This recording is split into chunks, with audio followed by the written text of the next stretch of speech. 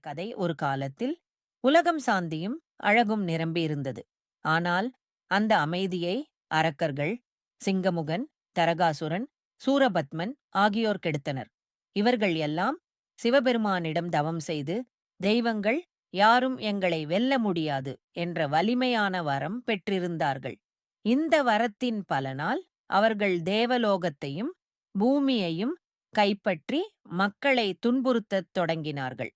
பிறகு தேவர்கள் எல்லோரும் சிவபெருமானிடம் சென்று, உலகத்தையே அவர்கள் அழிக்கப் போகிறார்கள், எங்களை காப்பாற்றுங்கள் என கெஞ்சினர்.